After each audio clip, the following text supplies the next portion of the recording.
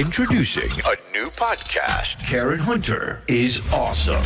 If you like me on SiriusXM Urban View Channel 126, you're going to love me. And Karen Hunter is awesome. Hey, this is Karen Hunter, host of The Karen Hunter Show on SiriusXM's Urban View. Karen Hunter is awesome is an actual podcast to bring heat and energy and knowledge and power. A 1-2 punch that I don't think you get anyplace else. Tell the truth. So check out the podcast wherever you get your podcast. You will not be disappointed. Karen Hunter is awesome. A new podcast from Karen Hunter. Now, let's get to this country of ours. And I have a question because I'm sitting here. Today is January 6th. We all remember that 4 years ago on this day, we had a sitting president that refused to abdicate power, gave a speech, encouraged his followers to go to the Capitol, and they did. He said he would meet them there. He did not.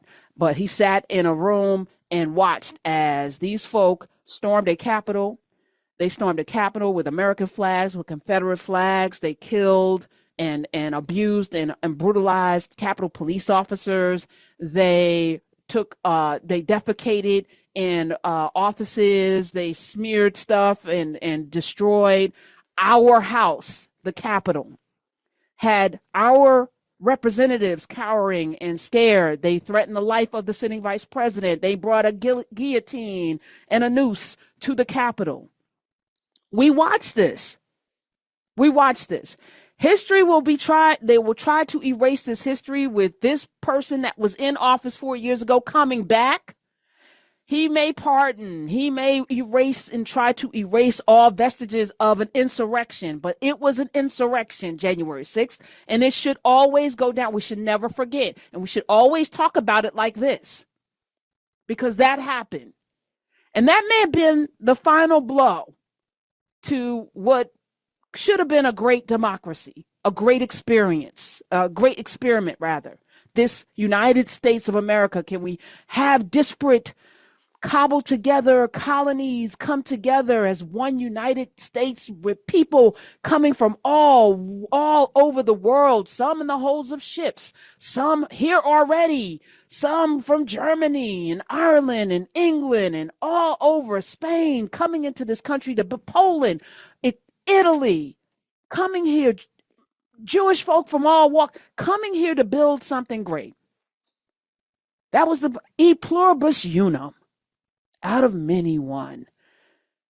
Give us your tired, your poor, your huddled masses, yearning to be. This was the ideal.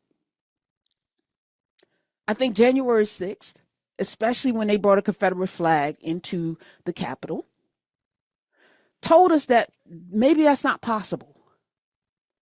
So where do you land today as it relates to this country as Vice President Harris peacefully transferred power with grace and aplomb, with maturity and with a sense of leadership that we haven't seen as we lay to rest Jimmy Carter, who, again, as I mentioned before, probably the first, maybe the last actual human being that has sat in that office. Is it possible to have a nation where everybody can be seen and free and have rights? 866-801-8255. I am not sure. But I'm also excited because out of chaos, which we still have, I feel like in many ways this country is in flux. And watching Justin Trudeau make his announcement today and seeing the world, Germany's having a moment, France is having there's a global birth pain happening. Something is being birthed right now, and it's global. I don't know where it's going to land, but I'm excited because I feel like in many ways we have an opportunity to craft and create the world that we want to live in. And I'm rolling up my sleeves, getting busy. So would love to hear from you today. 866-801-TALK, 866-801-8255. Where are we as power was transferred today? And are you optimistic? Are you scared? Are you nervous? Let's really have a conversation. And I want to hear some solutions. I have many.